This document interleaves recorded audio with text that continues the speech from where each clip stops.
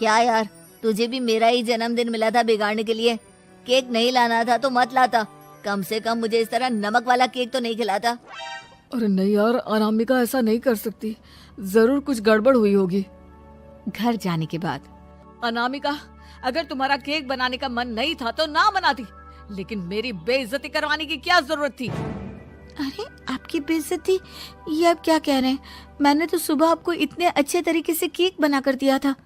हाँ, लेकिन उसमें इतना सारा नमक डाल दिया था कि आज ऑफिस में मेरा अच्छा खासा मजाक बना है। मेरे सारे दोस्त हंस रहे थे मुझ पर। अरे बेटा, मैंने तो तुझे पहले ही समझाने की कोशिश की थी। एक नंबर की गैर जिम्मेदार है ये लड़की, कोई काम ठीक से नहीं करती। उस दिन भी गंदी साड़ी रख दी थी मेरी अलमारी में और झूठ बोल रही थी। कुछ दिनों के बाद अनामिका देखो, मैंने अपना लैपटॉप चार्जिंग पर लगाया है, उसे अच्छी तरह चार्ज होने देना। मेरी एक अर्जेंट मीटिंग है, प्लीज बीच में से हटाना मत। हाँ हाँ ठीक है, मैं नहीं हटाऊंगी। पुष्पा चुपचाप से जाकर चार्जिंग का बटन बंद कर देती है। थोड़ी देर बाद अरे ये लैपटॉप चार्ज क्यों नहीं हुआ? और ये बटन किसने ऑफ कर दिया? अनामिका इधर आओ। क्या हुआ? क्यों चिल्ला रहे इतना? अनामिका, मैंने तुमसे कहा था ना, मेरा लैपटॉप चार्जिंग पर लगा हुआ है, मेरी अर्जेंट मीटिंग है। तुमने इसका स्विच ऑफ क्यों कर दिया? अरे मैंने ऐसा कुछ नहीं किया, मैं क्यों स्विच ऑफ करूंगी? कुछ दिनों से देख रहा हूँ अनामिका, तुम मेरा हर काम बिगाड़ देती हो। देखो ये अच्छी आदत नहीं, कम से कम तुम्हें इस बात का तो ध्यान रखना चाहिए था कि मेरी कितनी इंपॉर्टेंट मीटिंग थी। अब क्या करूंगा मैं? आई एम सॉरी मोहित, लेकिन सच में मैंने जानबूझकर कुछ नहीं किया। अगर जानबूझकर नहीं किया तो क्या सब कुछ अपने आप हो जाता है? कभी मेरी शर्ट जल जाती है, कभी केक में नमक डल जाता है। आप मेरी बात क्यों नहीं सुनते? मैंने जानबूझकर कुछ नहीं किया। फिर से वही बात। अरे कितनी बार तुम्हें समझा चुका हूँ, इस तरह मेरा काम बार बार मत बिगाड़ा करो। तुम जानती हो मुझे कितनी प्रॉब्लम होती है। ऑफिस में तो पहले ही बेइज्जती करा चुकी हो, और अब ये मीटिंग, ये भी मेरे हाथ से निकल गई। अनामिका की समझ में कुछ नहीं आता कि आखिर उसके साथ ये सब क्या हो रहा था और क्यों हो रहा था। फिर कुछ दिनों के बाद मोहित अपने ऑफिस से कुछ फाइल लेकर घर आता है। अनामिका, ये कुछ फाइलें हैं, इन्हें संभाल कर रख दो, और प्लीज इस बार ध्यान से, कोई गड़बड़ी नहीं होनी चाहिए। नहीं मोहित, कोई गड़बड़ी नहीं होगी। मैं सारी फाइल्स अलमारी में लॉक करके रखूंगी और चाबी अपने पास रखूंगी। अनामिका, जरा अलमारी की चाबी तो देना। क्यों मम्मी जी, आपको क्या काम है?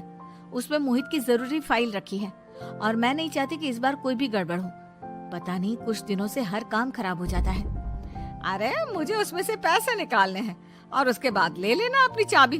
मैं खा नहीं जाऊंगी तुम्हारे पति की फाइल। अनामिका को अपनी सास पर शक होता है। चाबी देने के बाद वो चुपचाप छुपकर अपनी सास की हरकत देखती है। ये फाइलें उठाकर डस्टबिन में डाल देती हूँ, फिर देखना कैसे मोहित इसकी खबर लेगा। इस बार तो छोड़ेगा नहीं इसे। वैसे भी पहले मैंने जो कुछ भी किया है उसकी वजह से अच्छी खासी डांट पड़ी है, मजा आ जाएगा।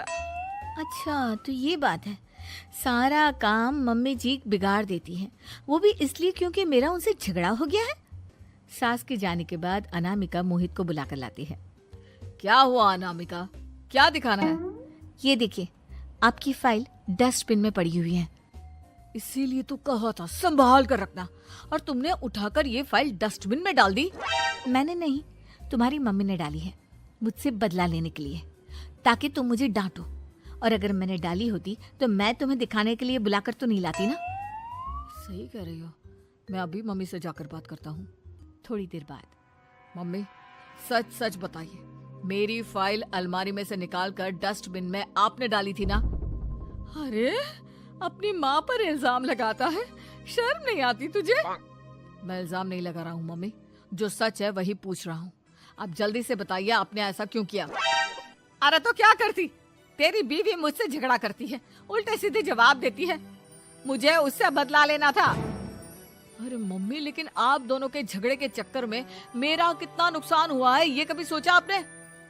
मम्मी जी, अगर आपका बदला पूरा हो गया हो तो आइंदा ऐसी कोई हरकत मत करना, क्योंकि अब आपकी सच्चाई हमारे सामने आ चुकी है। यह तो वक्त ही बताएगा मैं क्या करूंगी और क्या नहीं। मम्मी जी, कहा ना आप ऐसा कुछ नहीं करेंगी।